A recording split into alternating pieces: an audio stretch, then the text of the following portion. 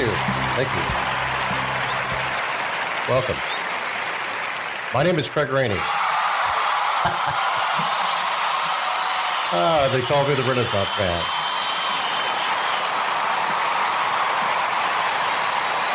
Welcome to my podcast. Let's see if we get started. I have been a very, very bad boy. And I say I've been a bad boy because I'm looking here and I have not published an episode since November of 2023. That's 8 months ago. What have I been doing with myself? I hope there's some interest, and I hope that those of you who have been hopefully stalking me online and are tuning in now to hear directly from the horse's or the ass's mouth. I'm sorry I have not been contributing frequently as I should or at all. But a lot of fun, a lot of stuff has been going on, and I've got no excuse. I'm just, busy like everybody else, but that doesn't mean that I should be neglecting my listeners and those few who follow me. And I appreciate you, by the way. Thank you so much. And by the way, I may not say this enough, but I do appreciate those who listen. And my other podcast, which is a remodeling podcast, we've got a really large following. I don't talk a whole lot, actually at all, about the arts, which is my love. This is, I'm married to the remodeling business because, as I've mentioned many times, out of all the actors in the United States, only 1% make over $2,500 per year. I happen to be in the top 10%, barely, or the top 1% barely. But it doesn't take a village; it takes a job. And anyway, so my day job is I'm a consultant. I'm in the construction industry. I've been doing it since I was a kid, and thank goodness I was able to do that because it allowed me to be in 60-something movies and write 7 novels and some screenplays and do the stuff that I love to do. But I always say this, that in the case of podcasts, my remodeling podcast is my wife. This is my mistress. And there's always a little, I have to be really straight-laced and clean-cut on the other one because my wife gets mad at me and saying you shouldn't say that. But here on this one, I can say a lot more and get away with it because of the artist thing. So anyway, I do apologize for taking so much time to be with my mistress. This is not going the way I wanted it to. But anyway, I thank you for tuning in. I've got a lot of news, and I've got some insight and some things that are going on that may surprise you a little bit, and I'm going to share that with you. And but before we do, I'd like to do a little housekeeping, and of course, if you would be kind enough to hit the like, follow, or subscribe button. Every platform is different. I'd appreciate that. Also, if you want to comment, you can do that, but other listeners will only see that. But if you want to contact me directly, contact me on my email, which is craig@craigrainey.com. My website, in case you want to cyberstalk me, and I do encourage that, is craigrainey.com. And, of course, I have an IMDb. I've got social media. I'm everywhere. If you Google me, you'll find me. And that's probably the easiest way. And I do enjoy the comments that I get. I don't get a lot of them on this particular podcast. I do on the tons on the remodeling thing. Everybody's remodeling. Everybody wants some tips and tips on how to do things better, easier, less expensively, so forth. And so I do that. But on this one, I'm hoping that I give you a little insight on what it's like to be me and fighting my way into the entertainment business. And I've been doing this for a long time, and I'm fortunate that I have a lot of friends who are these are folks that that you've seen on TV or recently in stand-up comics. I'll tell you a little bit about that, what's going on with that. My mentor is an author who has given me some great advice on writing my books, and I'm up to my 7th novel right now, and I sell a couple hundred books a month. It's not a whole lot. It's increasing some. I am in the process of trying to locate and contract a literary agent. I think that'll help me a whole lot.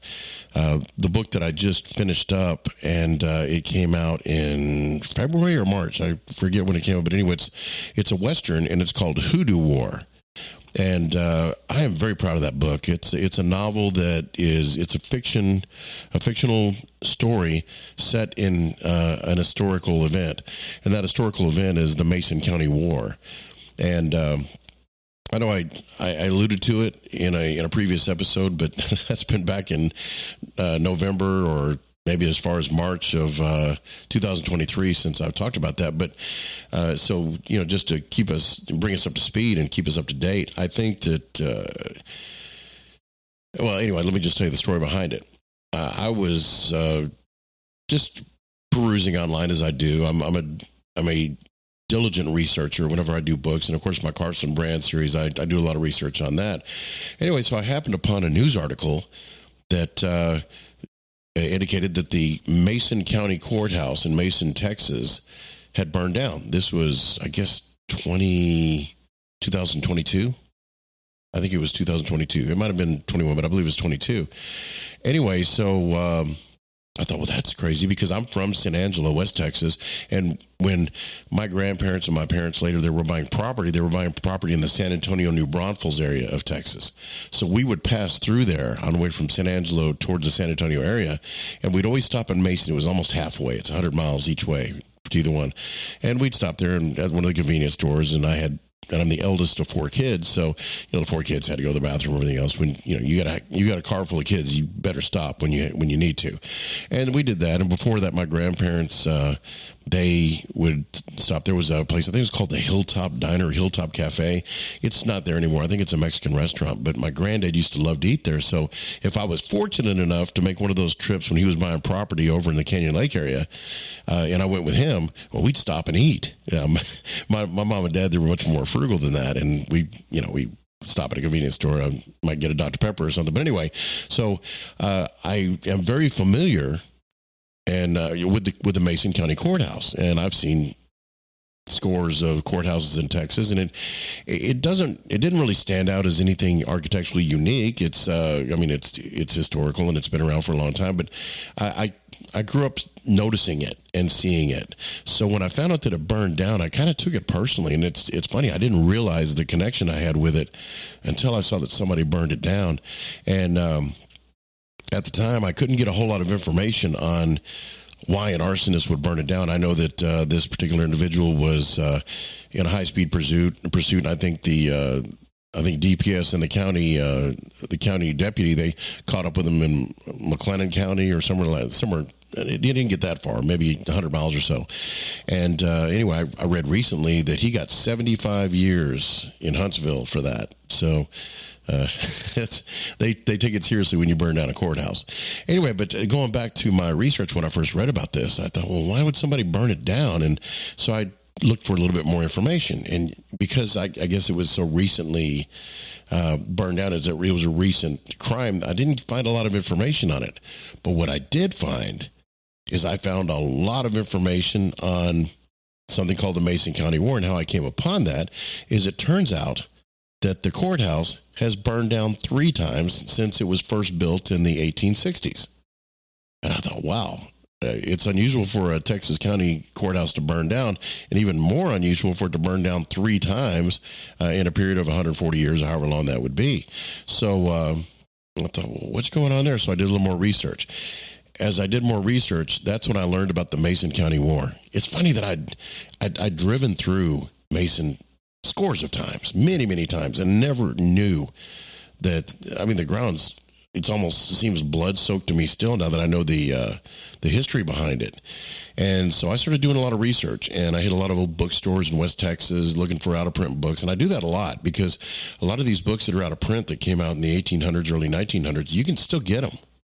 And a lot of these bookstores, they've been on the shelves forever, and they'll make you a good deal to get them. I bought a few books, and I read them, and wow, it was really eye-opening. So what I found out is the Hoodoo War, that's what they called it. The locals called it Hoodoo War, the Mason County War. And the reason for it is because a hoodoo in their vernacular, in our vernacular now, I know there's a lot of voodoo, hoodoo, white and black magic, that kind of thing. That's not what it was for them. Anybody that formed a vigilante committee or group and put on hoods to disguise themselves and lynch people, that was called a hoodoo. They were called a hoodoo band or hoodoo gang. So that's what Hoodoo War came from, and it was coined by the residents at that time in Mason County. So anyway, that's what it was referred to, and I did some research. But what I found is the first time so the Mason County War took place between 1870, just broadly 1875 to 1877. There's some disagreement, and some say it went on into the 1900s, but I think that's too broad a definition of it. But that's pretty much when it happened. Well, the courthouse burned down January 21st, 1877, and they never found out who did it. They never caught the arson. Ostensibly, they said it's believed, it's believed that the courthouse was burned by this arsonist to destroy evidence against those who participated in the Mason County War. And so the person was never caught. And Mason County residents, they had a sentiment for the whole thing. And it was when there was anytime there were interviews, what happens typically with them when they were being interviewed back in the day, they'd go, "Look, it's over. Let it die. We don't want to talk about it." So the Mason County residents are pretty tight-lipped. So the information that we have about the Mason County War, a lot of it's hearsay. There is there's some evidence, some written evidence, some written historical record of it, but not much. And I'll give you an example. One of the famous outlaws that was a part of it was Johnny Ringo. And, if you've seen Tombstone, you know who Johnny Ringo is. Well, there was somebody that said at one point, I read this historian that said, he said, well, there's no proof that Johnny Ringo was even there. Although later with my research, I found that Johnny Ringo became a Mason County commissioner, or perhaps, I don't think it was a deputy, but he became some type of he held political office in Mason County, so obviously he was there. It was also purported that he had friends in Mason County who he visited regularly. So anyway, that's that little bit of celebrity that goes with it. And so anyway, going back to the book, I thought, well, this is pretty interesting. And there are a lot of names on there. There's a corrupt sheriff, and there was a judge there in the city, how it was built. There's just a lot of information. And so it just struck me, this is a perfect, fertile ground for me to write a novel on it, because I love Westerns. I've written one already, Masquerade Agua Caliente. And if you haven't got a copy, you might want to get one. It's the first book I ever wrote. And because of Hoodoo War, I'm about to pull it out of print, and I'll explain to you why as we go. So anyway, while doing the research, I started writing this book. And I would say in the book, probably 4 or 5 of the main characters, if that many, in the book are fictional. The rest are historical. They're based on historical characters that were in the book, including many of the names. So for me, it was fascinating and enlightening. But the biggest thing is, as I said in the foreword of the book, I thank God that He gave me the writer's art so that I can visit these places. And they went from just names and born and died dates and just general outlines into my characters walked amongst these folks. I saw them. They were there in my fertile imagination. I spent time with those people, and these historical characters came to life. And so I was enthralled and just absolutely just completely, I would say it was a preoccupation of mine. I just couldn't get it out of my head, and I worked diligently. It took me 8 months to write the book, and that including, I would say if you truly looked at it, I probably had a year from research through writing the book. I was still writing Sovereign Rule, the latest novel in the Carson Brand series, and so I was doing it part-time at that time, but I was readying myself for this, and I knew where I was going to go. In fact, I started writing the next Carson Brand novel called Nation's Law, and I stopped because I wanted to write this book. Pardon me. And I'm back on that. I'm trying to write that book now. But anyway, I don't want to get ahead of myself. But so I wrote it, and let me give you a quick rundown on the history of this Mason County War. And so if you do read Hoodoo War, which I recommend you do, I'm selling a lot of copies of it right now, and I'm getting some great reviews. I got nothing but 5-star reviews on Amazon, and it's on what do you call it? I always have trouble remembering the other platforms I'm on online, but they're everywhere, and we're really Drafted Digital and several others. I'm really selling a lot of books all over the place, and I got a 3-star rating on this thing, and it surprised me because I've been getting 5s and 4s. Because there's some people that just won't give you a 5. I've been getting 4s, but the reviews are just glowing. They love it. And one of them that I really enjoyed, he said, man, I've read thousands of Westerns, and this one was not the typical, by rote, honor and cowboys and this and that. It really resonated with this guy. So I was very glad to get that review, but you should read it. It's really good. But you'll enjoy it more if I tell you a little bit about the history, I believe. So what happened is the Germans were immigrating in this part of the country, and I still live in this region here. A lot of German immigrants settled in South Central Texas, and so Germany made a deal with the United States and with Texas to give these folks land grants. So what happened is in Mason, and they were everywhere. New Braunfels was one of the first settlements, Prince Psalms and what have you. Then Mason, Texas was a big place. Pontotoc is a city that's close by, and that's where one of the German offices were, where they were providing paperwork and giving these immigrants those grants, and that's a lot of what was going on there. And Loyal Valley, just that whole area was really being settled by a lot of Germans, and Fredericksburg, all those. If you know anything about this part of the world, you'll know what I'm talking about. Anyway, so as these Germans were getting this much sought after, highly desired ranch and farmland off of Comanche Creek and in that area, and Comanche Creek is near Mason. It's kind of east of it. Anyway, the Anglos, as they called it, the native people that were living there, they were pretty upset about it. They were not happy that these Germans were getting the primest property and getting it for free.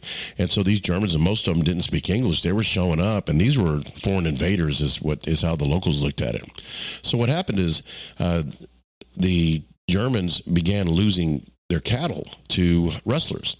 Now, this isn't a new thing. Rustling has been going on for a long time in Texas, and it started off with the Indians back when they ruled the frontier. Later, after the Civil War, a lot of these out of work soldiers, these Confederate soldiers, they would rustle.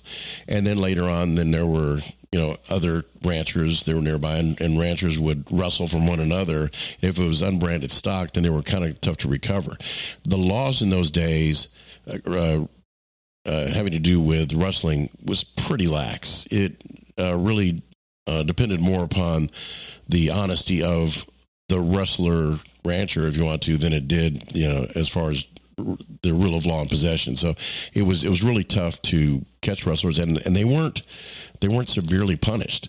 So it was rampant, and the Germans, they got to the point where their cattle got gentle as house pets, because they'd keep them close to the house so that they wouldn't lose them.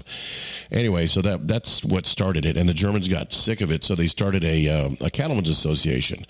And ladies and gentlemen, if you ever hear in a Western that somebody is part of a cattlemen's association, understand that is a lynch mob. That's a vigilante group. And the cattlemen's associations, what they were doing, in fact, if you watch Yellowstone, if you could get through it, one of the things they talked about is they had cattle inspectors, livestock inspectors, and that kind of thing. And basically, these guys, these vigilantes, they formed their own policing units, and it's just there was no court of law. There was the nearest tree and a rope. That's how they handled it. And so the Germans, they formed these cattlemen's associations. They started killing these rustlers. Well, the sheriffs didn't like it very much, and most of them were Anglos and not Germans, so they sided with the rustlers, and the Germans paid severely for it, and loss of cattle, horses, sometimes loss of life, and it became quite a problem. Well, anyway, so during this in Mason County, the Germans had put together this vigilante group, and they were referred to as the Hoodoos. They happened to kill a man by the name of Tim Williamson, and Tim Williamson was pretty popular. He was out of Loyal Valley, and he worked for another German, Karl Lemberg, I believe was his name, and anyway, he was a part-time foreman for him. He also had his little place and everything. Anyway, so he was. Obviously, I think he was having some tax problems. But anyway, so the deputy sheriff went to serve him with a warrant to arrest him. And so he arrested him and was bringing him back to Mason. And on the way, a group of 12 hooded riders showed up. They managed to shoot Tim's horse out from under him, and the deputy sheriff rode away. And there's been some discussion whether the deputy who actually shot the horse and was in cahoots with these vigilantes. So the vigilantes, they surrounded Tim, and then they gunned him down in cold blood right there in the street. And a little later on, they found some other suspected wrestlers, and they were in the jail, and the sheriff was around town and he made it known that the keys were readily available, and he wasn't there, and he wasn't going to stop a vigilante if they went in, vigilante group if they did something. So they took these 9 men out, and they hung a few of them. They shot a couple of them, and then the rest of them were saved by Texas Rangers and some others. But anyway, all this happened. But the Tim Williamson murder really started the Mason County War in earnest. The reason for it is there was a former ranger named Scott Cooley. And Scott Cooley was originally from Jack County, and he and Tim Williamson had driven some cattle. My wife laughs at me. Army beeves is the way it says in the book. So anytime she sees cattle, she'll go, "Oh, are those army beeves or are those civilian beeves?" And it's part of the vernacular. She makes fun of me. But anyway, so Tim Williamson and Scott Cooley, they became friends, and Tim was significantly older than Scott, so Scott almost looked at him like a father, he and his wife, like his parents. Anyway, so Scott heard about the murder and decided to go to Mason County and handle this thing. So he went to Mason County. First thing he did is he found the deputy sheriff, and he killed him and scalped him. This guy was Scott Cooley was a Texas Ranger. He was also an Indian fighter, and so he picked up scalping from those Indians. Well, he scalped this guy, and anyway, so that began it. That began the war, where he was going all through Mason County. He went to Laurel Valley. He went to several places and just killed a lot of these folks that were in the vigilante group, and. Anyway, the sheriff, his name is John Clark. He was nobody had ever heard of him before, but he showed up, was elected, and so he was kind of siding with the cattlemen, with the German cattlemen on this thing, and so he went after him, and Texas Rangers got involved, and there's just a lot of different stories of what happened, but ultimately, Scott Cooley, it's rumored that he met up with Johnny Ringo, and then they partnered up, and they began, and they continued this tirade. So anyway, how it ended is the Texas Rangers got involved. The governor at the time, Governor Koch of Texas, he was really coming down on wrestlers, so he sent the Rangers in, two companies of them to take care of this thing, and Scott Cooley managed to escape. It was reported that because he's a former Ranger, the Rangers did catch him, but they let him go because he was a friend. So he escaped, and Johnny Ringo and he and his band, because he had a gang of guys, they all separated, went to the wind, and Scott Cooley went to Blanco, which isn't far away, and it was reported that he died of some type of brain injury or something, or maybe he had a blood clot or something that happened. But anyway, so he died there. And anyway, so not long after that, in 1877, the courthouse burned down, and that's that. And by the way, the second time the courthouse burned down was in the early 1900s. So in case I could fill in that hole a bit. So what I did is I wrote my book based upon that.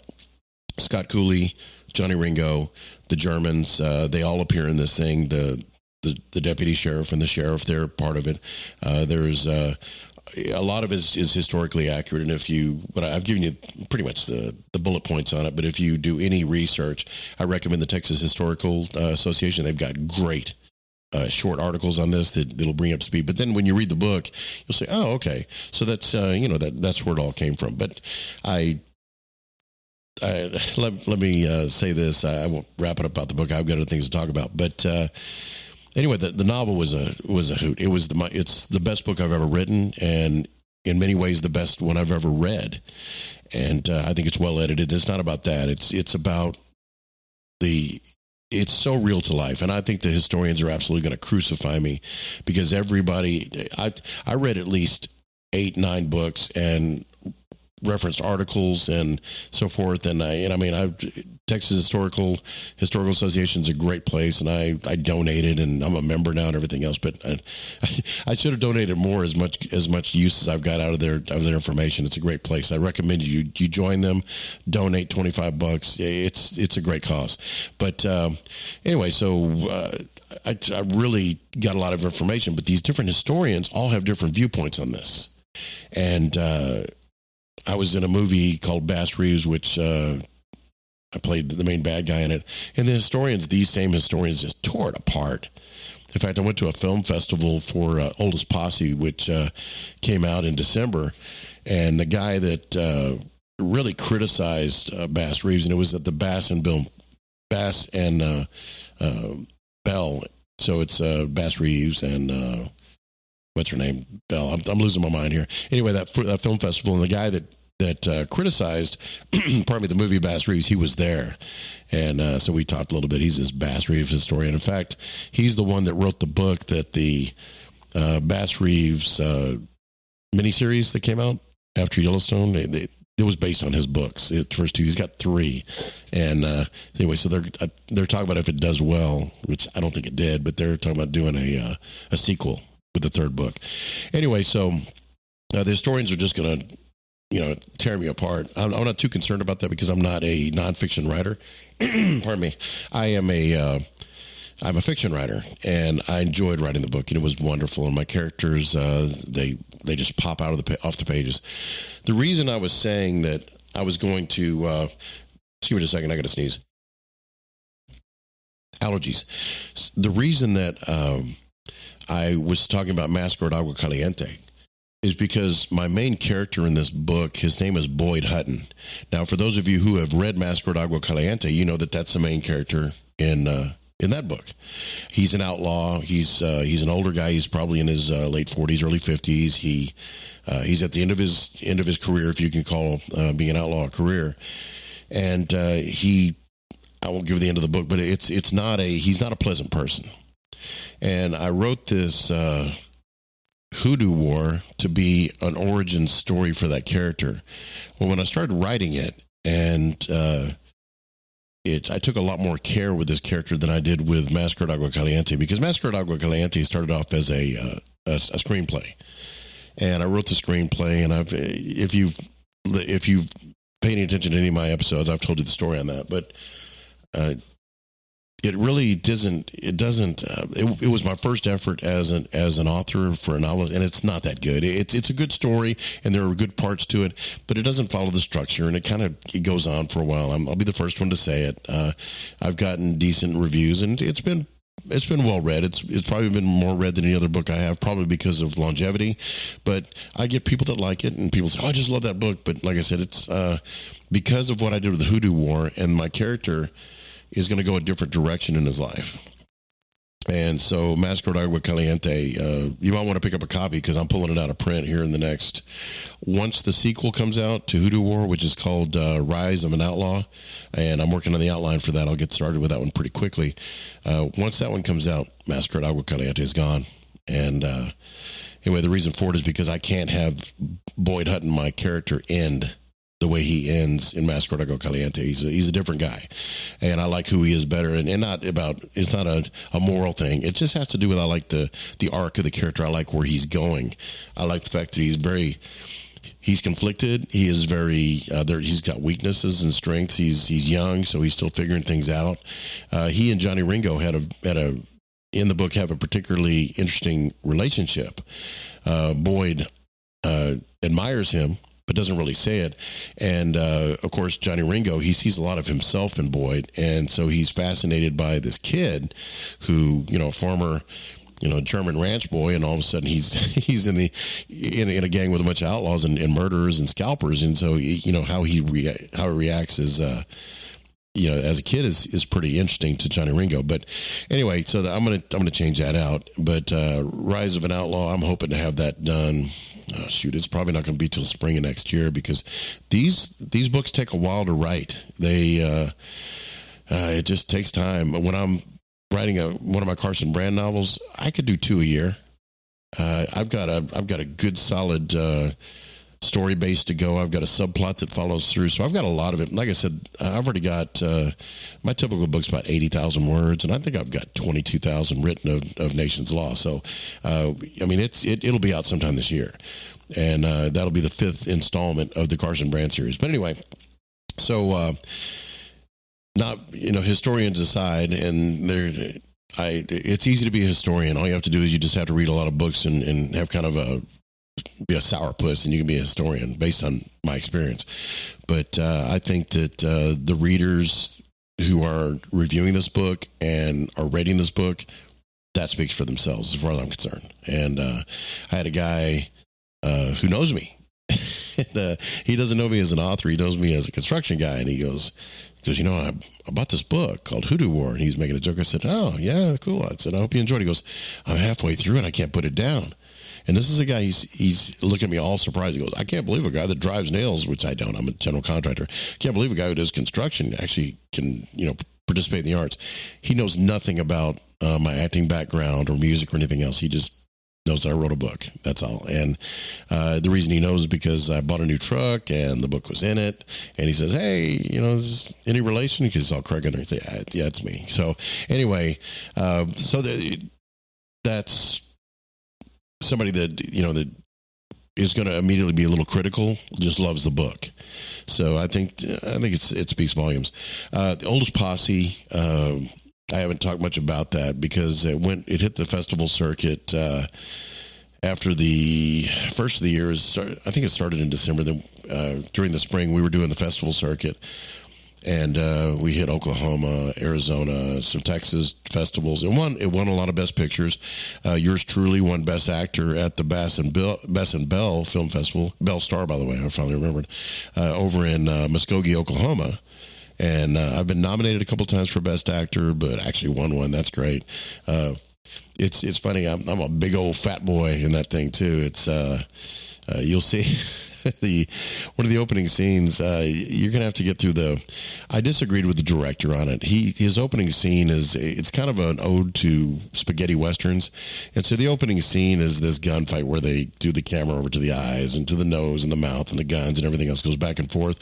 Typically, your spaghetti western, your Sergio Leone's, they reserve that for the end of the movie, and so the movie's a little slow for the first 8 minutes or so because there's Marshall, one of the main characters, and he's apprehending or killing this outlaw. Anyway, so get through it because the next scene is me walking naked in the desert, so you can't miss that. And anyway, since then I've lost all the weight. I've lost 40 pounds, so I'm back almost to my fighting form again. But at that time, the director said, "Look, you don't have to lose any weight. Just come, show up like you are. It's called The Oldest Posse, and you're an old guy. You're gonna be perfect for it." I said, "Okay, well, here I am." So if you want to see that, it's on Amazon. It's a good movie. I like it. Like I said, the opening scene is a little slow for me. But after that, it kicks in and it goes, and it's is well shot. Brett Mauser, the director, did a good job. He wrote it, he directed it, he did all the editing. He's very skilled. I think that he missed the mark on the spaghetti western because you don't open with the rotating eyeballs and everything, gunfight scene. You don't open with that, but he did. So, just forgive him for that and sit through it, have a beer, whatever, and then it'll pass, and then the story gets kicking in, and it's good. So in that story, one of the things I do want to tell you about on that movie is that it started off, my character, when Brett auditioned me for that, we've worked together on a lot of movies. I think 16 films I've done with him. And so he got all of his past I'm not going to say old, but experienced actors, and because they've got some chops for indie guys, we did okay, And anyway, so he put us all together and said, hey, we had a card night at his house. He's got a bar and everything. It was a great time. He's a good guy, and so he came to me and he said, well, Craig, just read for whatever roles. We had open audition for a lot of different roles, and he offered me pretty much anyone I wanted, except for the marshal. He had somebody picked out for that. I said, okay, I'll do that. And so I picked the character I picked. His name is Walker, and he's not a lawman. He is a ne'er-do-well. He's just an old broken down gunfighter that his life went wrong. And my backstory that I put together with him is he went to prison, was in there for 20, 25 years, got out. By this time, his girl he was going to marry is gone. His reputation's gone because he'd killed a few people. And so he's just this vagabond. He's got no marketable skills, so he can't work. Women, he's too old and fat. Women don't care about him. So the only time he has it, the only time he's going to have the company of a woman is if he pays for it. And anyway, so he's kind of a pathetic character. Well, Brett wrote him as comedy relief, and he was surprised I took it because it was a smaller role of the ones that were offered. It was one of the smallest. And he goes, well, "Are you sure? I mean, we killed this character off halfway through the movie." And I said, "Yeah, but I don't see him as being funny. I see this guy as having a whole lot of range, and I've been hungry for that. I get tired of being the heavy, and I get tired of being a cop. That's all I ever do is I'm the tough guy. I'm always the big bad guy, and then or I'm a cop. This guy, he has some vulnerability. He's being laughed at. There's a lot to him to grab hold of and something to work with." So I said, "Yeah, I really want to do him." And he was telling me, he said, "Well, he's comic relief." I said, "Brett, I don't see him that way. I really don't. This poor guy, his life sucks. He has wasted any God-given talent and gift that was ever given to him. He wanted to be a gunfighter when he was young, and it ruined his life. It put him in prison. He lost his girl. He lost his opportunity to do anything with his life. He comes out of prison an old man, and he's just wandering. He's just a hermit. That's all he is. He's just kind of floating around on the edge of society, which of course being on the frontier is where he would end up. But anyway, so Brett said, okay. So we started filming it. We went to the Mescal movie set in Arizona, which I talked a little bit about that, but we filmed it where Tombstone was filmed, and Quick and the Dead with Sharon Stone, Russell Crowe, blah, blah, blah. Anyway, the rest. Anyway, a lot of movies have been filmed there. Outlaw Josie Wales, so forth. So it was wonderful. I considered it a pilgrimage. I drove out there. I just immersed myself in this character. And anyway, so we went to Arizona. We filmed it and filmed the scenes we're doing there. And if you know anything about movies, you don't film from beginning to end. You film all the locations there, and then you go to the next location. Some of these locations may appear at the end or beginning of the movie, but that's what you do. Anyway, so we filmed it, and I was back in Austin for maybe 2 days, and we were about to start filming down in Sabinal in Southwest Texas, which it's kind of like on the way to Del Rio, but there's a 16,000 acre ranch out there in an old ghost town. We were going to shoot there for a few days. Anyway, so I was driving around Austin, just, doing business, whatever. And I got a call from Brett. He goes, man. And nobody calls me Craig. Hey, Craig Rainey. He says, Craig Rainey, I'll tell you, man, I was looking at the dailies, and we're going to have to do something with Walker. We're going to have to change the script. And I go, okay, what do you mean? He says, I don't want to kill him off. The way that you're portraying him and what you told me about it is coming through on camera. He's a completely different character than what I wrote, and he's riveting. He is a guy that he drags the story along. He pulls the audience along with you, and I don't want to lose him. And of course, I'm a fist pumping. Yes, all right, good, man. He's seeing what I'm seeing in this character. It's not about I do short roles. It's not a big deal. It was somebody else saw what I saw in this character, and the director, writer, the auteur, he believes that it will benefit the story. So we did some rewrites, and instead of my character dying, another character dies, and my character goes to the end and becomes a hero and pretty much the main character in it. And I like what Brett said. He said, making a movie is like pulling a con. And he says, like a con man, he says, what you do at the beginning is you hook them, and then you pull them through the movie and drop them off where you want them to go. So in this movie, you start off laughing at Walker, and at the end of it, you're crying with him. And it was moving. I had trouble watching the end of the movie a few times. I was in tears myself on it. I'm such a sap. Yeah, and I released my instrument, and in the actor's vernacular, that means when you release your instrument, your emotions are free to go. Why do you think all these actors are crazy? Because they, their emotions just pour right out of them. And it's a silly profession. What we do is we pretend to be somebody else on camera. So, but anyway, how sane can you be? But the movie came out. It won a lot of awards. Best Picture. Anyway, I'm not going to bore you with that. We went through a lot of stuff. It was really a lot of fun. It had some great actors in it. Great experience, great memory. I'll take that with me, to my final days. But anyway, the last thing I want to share with you is my nephew. His name is Keith Reza, and he is a comedian out of Los Angeles. And he's, I don't know, I remember when he was born on the 4th of July, just had his birthday. And so he's had me on his podcast, Reza Riffs, a couple times. And we just finished one up where we're doing some stuff. I won't give it away, but you should check it out. It's he interviews some great people, and some of his mentors, Norm Macdonald, he was really close with him, like a father figure to him, and Norm showed him the ropes in comedy, and he's touring right now with T.J. Miller, and a few others, but T.J. Miller, you remember her from Deadpool, but and of course, what is it? She's Out of My League, and several. He's one of my favorite actors and a great comedian and a good guy. He's tall. He's got to be 6'4". I was surprised how tall he was. I'm 6 foot, and he's towering over me. We went to I saw him a couple weekends ago. We went to the Alamo, and the thing about TJ.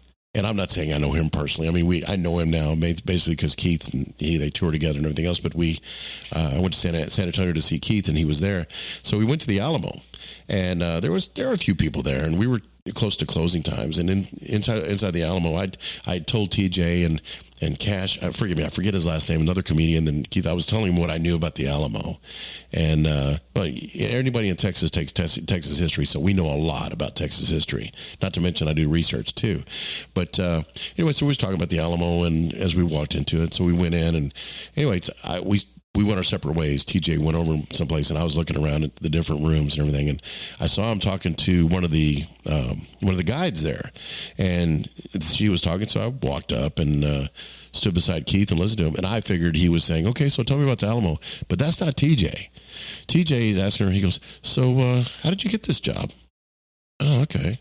I mean, were you always somebody that could talk to people openly? And I mean, was it always easy for you? And I mean, did you have to learn a lot? He's interviewing this young Latina about how she got the job there, and she's going, oh yes, and this, and I mean, it was crazy. I just stood there and listened to this, this super celebrity just humbly and openly ask questions of this tour guide, and she's just blown away.